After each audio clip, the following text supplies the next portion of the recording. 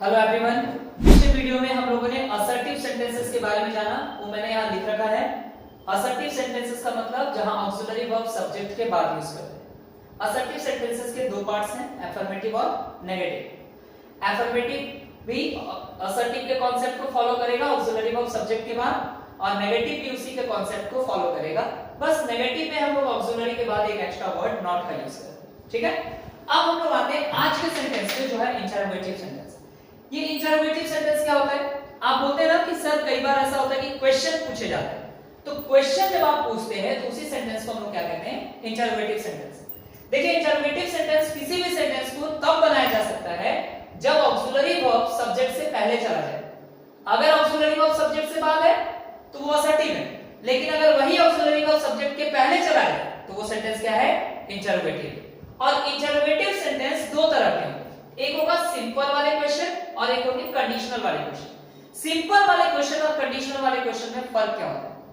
Simple वाले question ऐसे questions होते हैं जिसका जवाब आप या तो यस देंगे या तो नो देंगे। ठीक है, जैसे मैं आपसे पूछूं क्या आप क्रिकेट खेलते हैं, तो आप इसका जवाब या तो यस बोल सकते हैं या तो नो बोल सकते हैं। तो ये क्वेश्चन सिंपल में ही आएंगे। ठीक है, लेकिन कंडीशनल कौन से क्वेश्चन होते हैं जिसका जवाब आप कुछ भी दें पर यस या नो ना हो सके, तो वो क्वेश्चन कंडीशनल क्वेश्चन कहलाता है। जैसे मैं आपसे पूछता हूं आप कब उठते हैं, आप कब उठते हैं का जवाब कोई भी इंसान किसी टाइमिंग में दे सकता है, लेकिन वो हां या ना नहीं बोल सकता है, यस या नो नहीं बोल सकता है।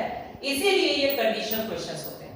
ठीक है, सिंपल क्वेश्चंस को दो पार्ट्स में बांटा गया, सिंपल इंटरोगेटिव और सिंपल इंटरोगेटिव नेगेटिव। बहुत सिंपल है, नेगेटिव का अंतर है। ठीक है, और कंडीशनल इंटरोगेटिव नेगेटिव, कंडीशनल वाले क्वेश्चन के दो पार्ट है, इन दोनों में भी एक ही अंतर है, नेगेटिव का। ठीक, गौर से समझेंगे। इंटरोगेटिव है ना, तो इंटरोगेटिव में ऑक्सिलरी सब्जेक्ट से पहले होना चाहिए। गौर से देखिए, मैंने ऑक्सिलरी को सब्जेक्ट से पहले रखा है। यहां भी इंटरोगेटिव है ना, तो ऑक्सिलरी सब्जेक्ट से पहले होना चाहिए, ऑक्सिलरी सब्जेक्ट से पहले। कोई प्रॉब्लम? कंडीशनल और सिंपल वाले में एक अंतर है, क्या कि कंडीशनल वाले क्वेश्चन में हमें शुरुआत में कौन मिलेगा? क्वेश्चन वर्ड, जिसको आप WH वर्ड भी कहते हैं। कंडीशनल वाले क्वेश्चन में हमें शुरुआत में कौन मिलेगा? क्वेश्चन वर्ड, जिसको आप WH वर्ड भी कहते हैं। जैसे what, why, when, where, how, क्या, क्यों, कब, कहां, कैसे, जैसा भी सवाल आप पूछना चाहें।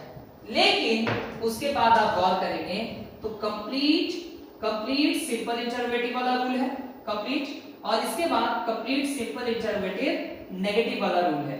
ठीक है, देखिए यहां नॉट का पोजीशन सब्जेक्ट के बाद है, यहां भी नॉट का पोजीशन सब्जेक्ट के बाद है, लेकिन यहां नॉट का पोजीशन ऑक्सिलरी के बाद है।